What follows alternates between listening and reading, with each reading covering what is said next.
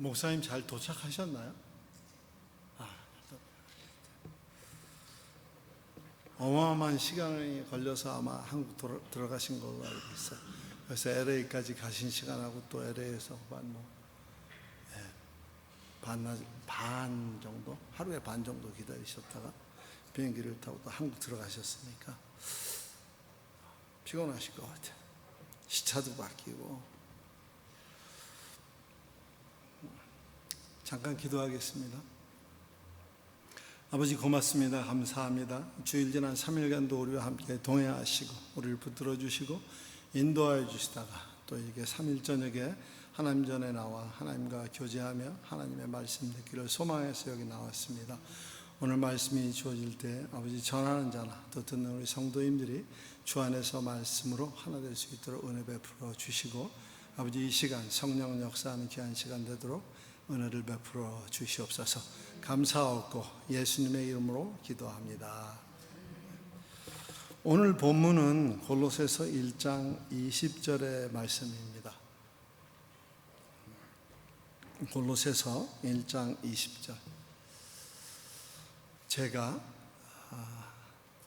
한 절밖에 안 되는데 우리 다 같이 합독하시겠습니다. 시작. 그의 십자가의 피로 화평을 이루사 만물 곧 땅에 있는 것들이나 하늘에 있는 것들이 그로 말미암아 자기와 화목하게 되기를 기뻐하심이라. 아멘. 주제는 아버지의 마음이었습니다. 아들을 십자가에 내어주시고 또 우리와 화목하게 되기를 원하시는 그 아버지의 마음은 도대체 어떠한 마음일까? 그래서 오늘 주어진 그 본문으로 보면 아버지의 마음은 우리와 화목해 하시기를 원하시는 마음이 아닌가 봅니다. 그리고 성경에서 또 신학자들이 말하는 하나님의 마음을 나타내는 세 가지, 하나님의 품성을 나타내는 하나님 캐릭터 세 가지를 오늘 살펴보기로 하겠습니다. 헤세드와 또 차데크와 이제 미시파트라고 하는 세 개의 성품인데요.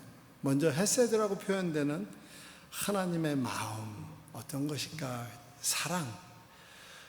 이것은 하나님이 또 다른 가지고 계시는 공의와 또 정의라고 하는 그 성품에 비해서 월등하고, 이 사랑이라고 하는 이것 하나만 가지고도 하나님을 완전하게 다 표현할 수 있는 단어가 아닌가 그렇습니다. 이 단어는 헤세드라고 하는 단어는 그 히브리 글자들은 모음이 원래 없었습니다. 그냥 자음만 연결해 놔서 우리 한국말로 한다 그러면 히읗, 시읒, 디귿 이것만 이렇게 놓고 이제 나중에 히브리 학자들이 점을 찍어가면서 말들을 만들어 놓고, 그래서 헤세드라고, 하사드라는 단어는 사랑하다, 연모하다 하는 단어인데 그 단어에서 이제 헤세드라는 단어를 만들어내 왔습니다. 그래서 하나님의 마음이 어떤가? 사랑의 마음은 우리가 요한일서 4장 9절로 10절에 보니까 하나님은 우리 죄를 속하기 위해서 예수님을 화목제물로 드리셨어요. 그 마음, 우리를 구속하시기 위해서 아들을 십자가에 내어주시는, 요한일서 4장 19절에는 하나님이 먼저 우리를 사랑하셨어요. 창조주가 피조물을 먼저 사랑하시다. 세상에 모든 신을 경배하는 그 대상들은 그 사람들이 신을 경배하죠, 먼저. 근데 우리는 하나님이 우리를 먼저 사랑하셨어요. 우리를 먼저 선택하셨고, 그 선택에는 또 아무런 조건도 없으시고요. 우리가 칼빈의 5대 교리 중에서 두 번째 교리, 무조건적인 선택의 교리는 지난번에 우리가 함께 나눈 적이 있습니다. 이 헤세드라는 단어는 일반적으로 은혜, 또 자비, 긍휼하심, 하나님의 열심 이라는 의미가 부여됩니다. 출애굽기 20장 6절에서는 나를 사랑하고 내 계명을 지키는 자에게는 천대까지 은혜를 베푼다 이렇게 말씀하셨는데요, 거기에서 은혜라는 단어가 헤세드로 표현되어 있습니다. 또 요한복음 1장 14절에는 말씀이 육신이 되어 우리 가운데 거하심에 우리가 그의 영광을 보니 아버지의 독생자의 영광이요 은혜와 진리가 충만하더라. 여기에 또 은혜라는 단어가 헤세드로 표현되어 있습니다. 이것은 하나님의 우리에게 이렇게 나타내 주시고 보여주시는 하나님의 사랑이라고 그러면, 때때로 하나님께서는 우리에게 그 사랑을 요구하세요. 헤세드의 사랑을, 전적인 사랑을 우리에게 요구하고 계세요. 호세아서에 보니까 나는 인애를 원하고, 그 인애라는 단어가 이제 헤세드예요. 하나님께서 인애를 우리에게서 원하세요. 너희들이 드리는 제사 또 번제 이거 그렇게 중요하지 않아. 나를 전적으로 사랑했으면 좋겠어 하는 그 헤세드의 사랑을 우리에게 요구하신다는 거예요. 그러면 우리가 그 사랑의 하나님 아버지의 마음을 어떻게 하면 조금이라도 이해할 수 있을까? 신명기 6장 5절을 보니까 이게 거의 비슷해요. 신명기 6장 5절과 마태복음 22장 37절, 또 마가복음 12장 30절에 보니까 너는 마음을 다하고 뜻을 다하고 힘을 다하여 내 하나님 여호와를 사랑하라. 이 말이 다 조금씩 단어만 이렇게 틀릴 뿐이지 전체적인 맥락에서는 똑같습니다. All your heart, all your soul and all your strength. 우리가 가지고 있는 거 다 남김없이 하나님 사랑하면 하나님의 마음을 조금 이해할 수 있을 거예요. 두 번째로는요, 굉장히 빨리 나가죠. 오늘 제가 작심을 하고 왔어요. 네. 미슈파트라고 하는데요, 이 미슈파트라는 단어는 이제 샤파트하는 그 단어가 있어요. 히브리에. 그것은 재판관을 샤파트라고 그래요. 그래서 미슈파트라는 단어가 거기에서 나왔어요. 재판관이 가지고 있어야 될 가장 정확한 마음가짐은 정의로움이에요. justice라고 하는 영어로 정의로움인데, 그 미슈파트라고 하는 말은 흠정역하고요, 흠정역이라고 되게 말이 어려워요. 흠정역이 그냥 영어로 하면 킹 제임스 버전입니다. 킹 제임스 버전이고, 그 다음에 70인역인데 70인역은 이제 구약이 히브리어로 되어 있으니까 신약의 시대를 살고 있는 사람들이 이해가 안 되기 때문에 그 알렉산드리아에 모여서 이 사람들이 헬라 사람들이 모여서 그 구약을 헬라 말로 바꾼 게 72인이 모여서 바꿨어요. 그것을 이제 70인역이다 이렇게 얘기를 합니다. 킹 제임스 버전과 그 70인역에서는 미슈파트를 정의를 저스티스로, 정의로 기록하였습니다. 한 두 가지, 세 가지 정도를 우리가 그 단어를 말씀 속에서 찾아볼 수 있는데요, 시편 9편 8편에서는 공의로 세계를 심판하시며 정직으로 만민에게 판결을 내리시리로다. 거기에서 판결은 완전한 정의가 수반된 판결입니다. 예레미야 11장 20절 초반에는 이렇게 써 있어요. 공의로 판단하시며 사람의 심장을 감찰하시는 만군의 여호와여. 하나님이 사람의 심장을 감찰하실 때에는 하나님의 그 정의로우심으로, 하나님의 정의로우심이 항상 무섭지는 않죠. 칼같이 자르시는 것 같아서 너무 이렇게 무섭게도 표현되는 것 같지만, 그러나 그렇게 한편을 그렇게 하지만 다른 편에서 볼 때는 하나님의 놀라우신 사랑이 그 안에 내포되어 있다는 것을 우리가 알 수 있습니다. 이사야 49장 4절 후반에는 나에 대한 판단이 여호와께 있고, 내가 아무리 판단을 잘하고 정의롭게 판단한다 할지라도 그것은 여호와께 있다는 거예요. 결국 판단은. 그리고 미시파트라는 이 단어는 또 우리가 신원한다는 말을 참 성경에서는 많이 해요. 예전 성경에서는, 아직도 저는 이제 개역개정을 보는데 개역개정에는 신원한다 하는 말을 참 많이 하는데, 요새 말로 바꾸면은 변호한다는 말이에요. 변호한다는 말은 그 변자가 밝힐 변입니다. 그러니까 우리가 변명한다 이렇게 말할 때는 그 말이 좀 이 억양이 좀 좋지 않은 것 같아요. 변명한다는. 근데 밝게 밝힌다는 것을 변명한다고 그래요. 그 변자를 이제 한문으로 이렇게 표기를 나타내면 양쪽에 매울 신자가 있고요. 가운데 말씀원이 들어가 있습니다. 말씀을 양쪽에서 아주 맵게 치고받고 싸워서 밝히 빛낸다는 거예요. 밝히 그것을 나타낸다는 거예요. 변호한다는 말인데요. 신원한다는 말은 시편 140편 12절에 보면 내가 알거니와 여호와는 고난당하는 자를 신원해 주시며 변호해 주시며 궁핍한 자에게 정의를 베푸시리로다.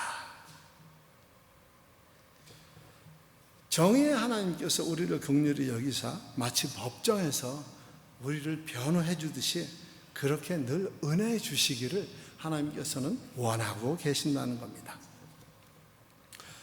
오늘 본문에 보니까요, 그의 십자가의 피로 화평을 이루사 만물 그 땅에 있는 것들이나 하늘에 있는 것들이 그로 말미암아 자기와 화목하게 되기를 기뻐하신다고 그랬어요. 하나님께서. 이건 전체가 그냥 이렇게 법정 용어 같아요. 최종 판결은 이렇게 이제 판사가 두드리는 최종 판결은 화평과 화목을 판결하고요. 그 결과를 만들어내기 위해서 필요한 증거물이 그리스도의 피라는 거예요. 십자가의 피가 증거물이라는 거예요. 굉장히 무겁고 어려운 말이더라고요. 이거를 원래는 제가 오늘 이 본문이 아니었어요. 근데 목사님한테 드릴 때 어떻게 이걸 드렸는지 모르겠어요. 그래서 이걸 드려놓고 또 이게 말씀을 계속 골로새서 1장 20절을 보면서 사도 바울의 심정이 어땠을까? 이건 사도 바울이 이 글을 쓸 때 1차 투옥시였었어요. AD 60년에서 62년, 63년 사이였는데 1차 가옥 때는, 투옥 때는 사실은 감옥이라고 하기보다는 요새 말로 흔히 하면 가택연금 정도? 집안에 이렇게 있지만 사람들 자유로 만날 수 있고 사람들 자유로 불러서 볼 수도 있고 하는 그런 상황이었어요. 그 상황에서도 이 골로 4개의 옥중서신을, 그것을 이제 우리가 옥중서신이라고 처음에 1차 투옥 때 쓴 것을 옥중서신이라고 하는데 아주 외기 쉽게 해드릴게요. 빌빌고래, 빌립보서하고 빌레몬서하고 골로새서하고 에베소서 이 4권을 1차 투옥시에 썼고요. 2차 투옥시에는 디모데서를 썼습니다. 그래서 디모데후서는 사도 바울의 마치 유언장이라고 할 수 있을까요? 그런 글이고요. 그런데 이제 오늘 본문을 보니까 마치 법정에서 그리스도의 피가 증거물로 이렇게 요청을 받아요. 근데 왜 그리스도의 피가 이 법정에서 증거물로 필요할까요?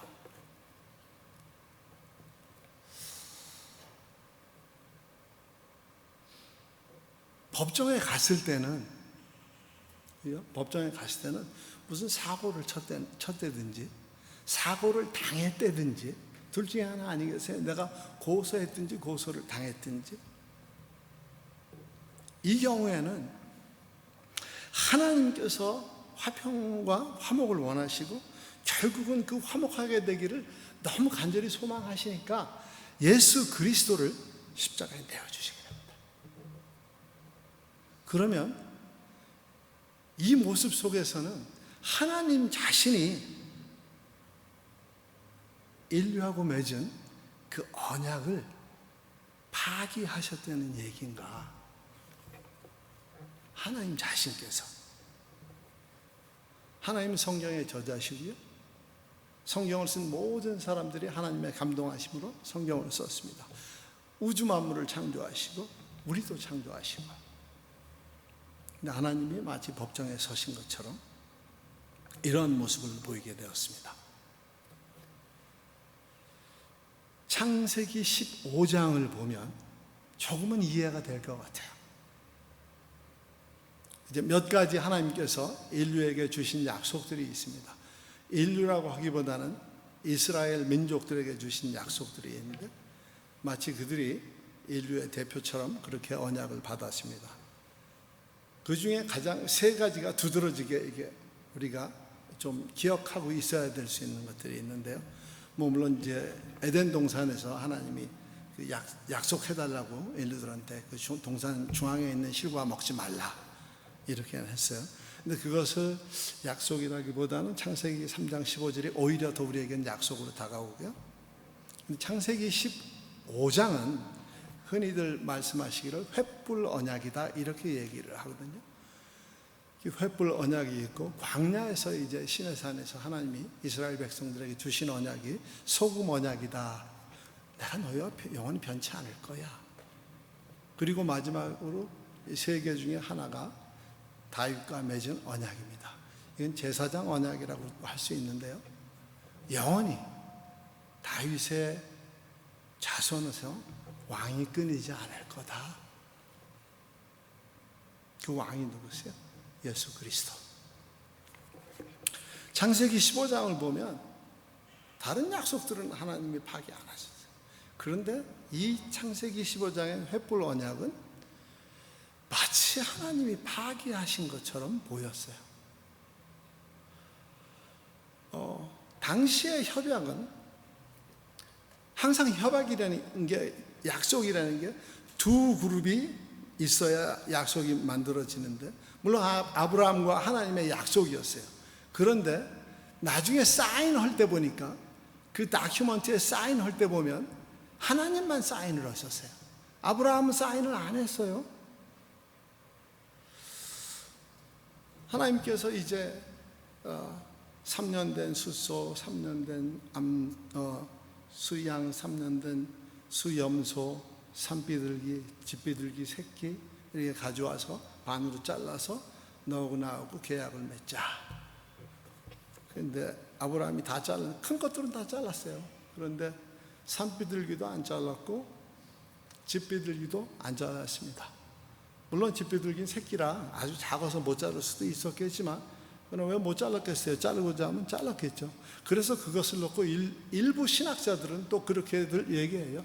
아브라함의 불순종이 거기에 있었기 때문에 그 제사 이후에 하나님께서 사인을 횃불로 사인하시고, 그 불순종한 것 때문에 바로 하나님께서 400년 동안 애굽의 노예가 되고 4대가 지나서야 하나님이 허락하신 그 땅으로 들어갈 거라고 그렇게 말하는 신학자들도 꽤 있기는 합니다.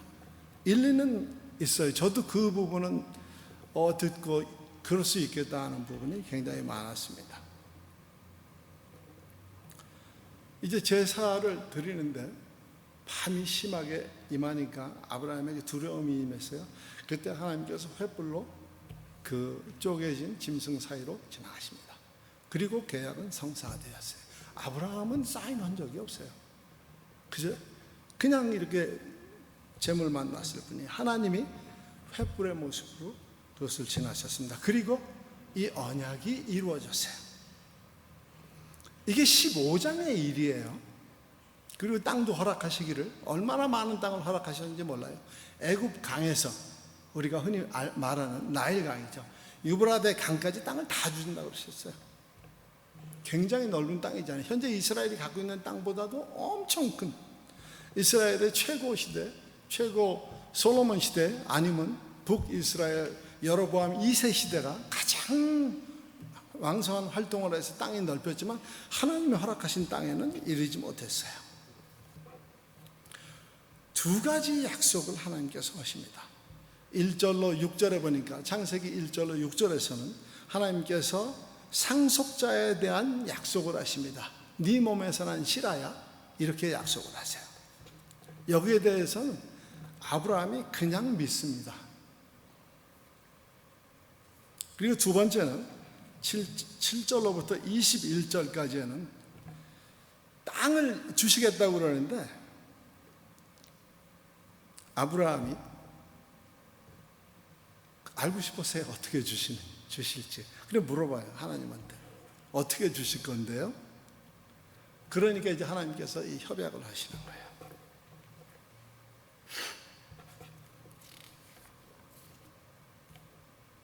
그리고 바로 다음 장 16장에서 우리는 인간의 나약함을 봅니다. 우리도 아마 그랬을 거예요. 우리도.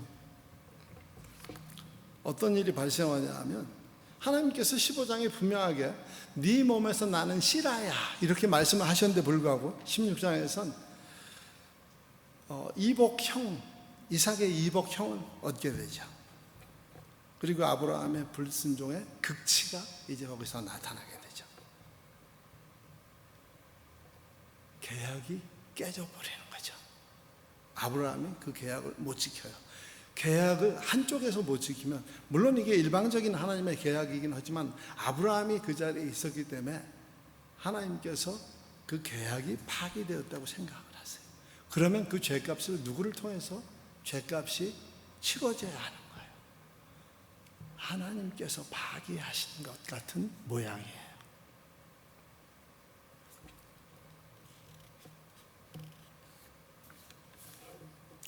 세 번째 아버지 하나님의 마음은 우리가 차데크라고 보통 표현하는데 공의라는 단어입니다. 이 차데크라는 단어가 이제 히브리 사람들, 물론 이제 히브리 학자들이 발음할 때는 치데크 이렇게 하겠죠. 그분들 발음은 이 차데크라고 하는 하나님의 성품과 방금 전에 우리가 본 미슈파트, 정의라고 하는 공의와 정의의 차이점은 무엇인가 하는 거예요. 마치 공의는 따뜻해 보이고 정의는 차가워 보이는, 그러나 그렇지는 않은 것 같아요. 동일하게 같이 존재하는데 이렇게 보면 될 것 같아요. 욥기서 29장 14절에 보니까 내가 공의 차데크를 옷으로 삼아 입었으며 나의 정의는 겉옷과 모자 같았느니라 그랬어요. 내가 이제 옷을 이렇게 벗어볼게요.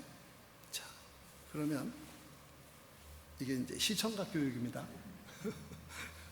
자, 내가 차데크를, 정의를 옷으로 입었어요.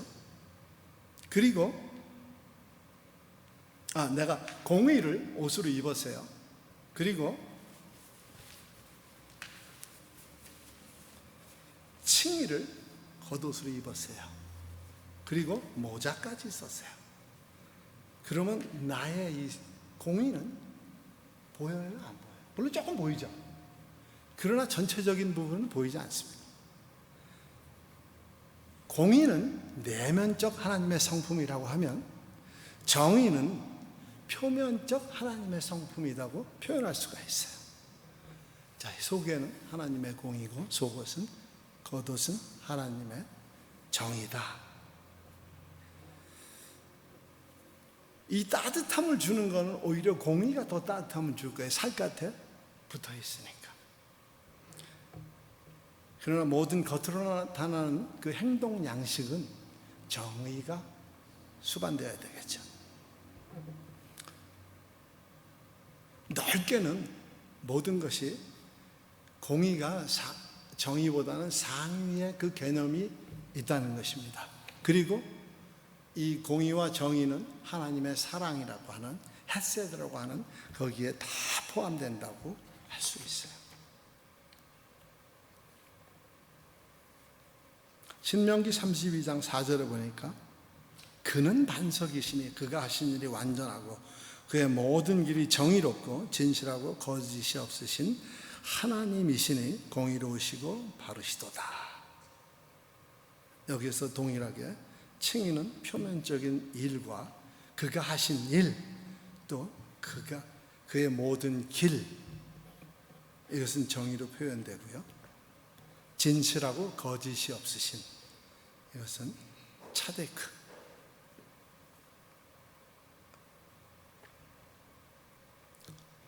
공의로 표현됩니다.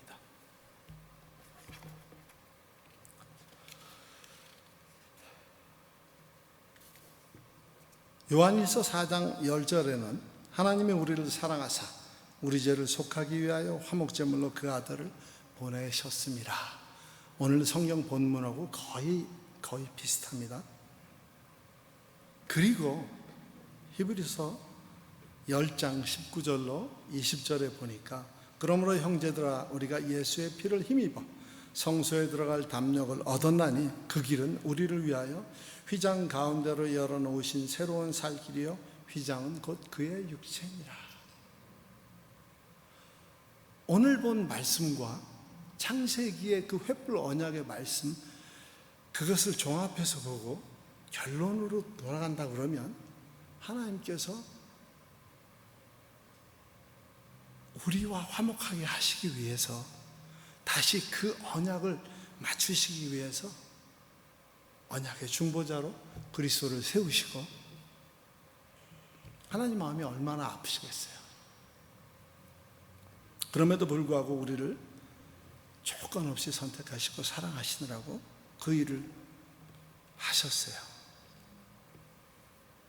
그럼에도 불구하고 우리는 하나님 앞에 가까이 갈 수 없었어요. 그리스도를 주심에도 불구하고 그리스도가 십자가에서 완전하게 돌아가셔야 그분이 우리의 제물이 되어서 우리가 하나님과 화목하게 되어지는 일이 열리게 되는 것입니다. 예수님께서 십자가에서 완전하게 운명하시니 성소의 휘장이 둘로 나뉘었다. 이 성소의 휘장은 이렇게 어떤 태극기나 혹은 이 과테말라 기처럼 이 가벼운 이게 아니라 장정이 여러 명이 달라붙어야 간신히 운반할 정도의 무지하게 무거운 거라고 해요. 인위로 찢을 수가 없다는 거예요. 하나님이 하셨다는 겁니다. 그리스도께서 그의 육체를 죽음으로 완전히 갈라놓으셔야 이제 제사가 마무리되었다는 거예요. 우리가 하나님과 화목하게 나아갈 수 있는 길을 열어주셨어요. 그 길이 어떤 길인가? 새로운 살 길이라고 그랬어요. 하나님이 우리에게 허락하신 새로운 살 길은 어떤 길인가? 그냥 시원하게 보여주시는 성경 장이 있습니다. 우리가 흔히 말하는 믿음장, 히브리서 11장이 그렇습니다. 우리가 살아가기엔 너무 힘들어요. 우리가 쫓아가기에는 그 믿음의 선진들이 걸어갔던 그 길은요, 우리가 쫓아갈 수가 없을 것 같아요. 그래서 사도 바울이 고린도 전서에서 11장인가에서 너희는 나를 본받으라 그랬어요. 그 믿음의 선진들보다 사도 바울은 우리하고 조금 더 가까이 신약시대의 사람이니까 사도 바울이 우리에게 너희는 나를 본받으라 그랬어요. 사도 바울을 닮기가 쉽지는 않겠죠. 그러나 하나님께서 사도 바울을 통해서 우리에게 위로하시고자 그렇게 말씀해 주신 것 같아요.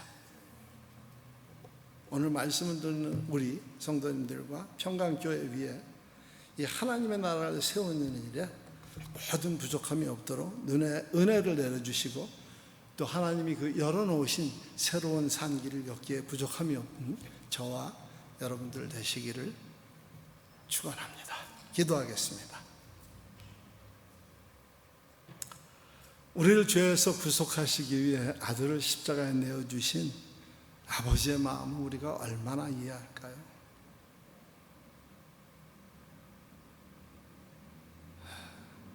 예수 그리스도를 십자가 희생제물로 내어주시고 휘장을 열어주시고 새롭고 산 길을 우리에게 허락하사 우리가 그 길을 걷기에 부족함이 없도록 은혜 주시기를 소망합니다. 또 그렇게 은혜 주실 것을 믿습니다. 평강교회가, 또 아버지 평강교회에 속하는 우리 사랑하는 모든 공동체 식구들이 그런 길을 걷기에 부족함이 없도록 하나님 인도해 주시옵소서. 그렇게 해 주실 것을 믿고 감사하오며 예수님의 이름으로 기도하옵나이다. 아멘. 오늘 주님 가르쳐 주신 기도로서 오늘 예배를 마치도록 하겠습니다. 하늘에 계신 우리 아버지, 이름이 거룩히 여김을 받으시오며 나라의 마옵시며 뜻이 하늘에서 이룬 것 같이 땅에서도 이루어지이다. 오늘날 우리에게 일용할 양식을 주옵시고 우리가 우리에게 죄 지은 자를 사하여 준 것 같이 우리 죄를 사하여 주옵시고 우리를 시험에 들게 하지 마옵시며 다만하게 해서 구하옵소서. 대개 나라와 권세와 영광이 아버지께 영원히 있사옵나이다. 아멘.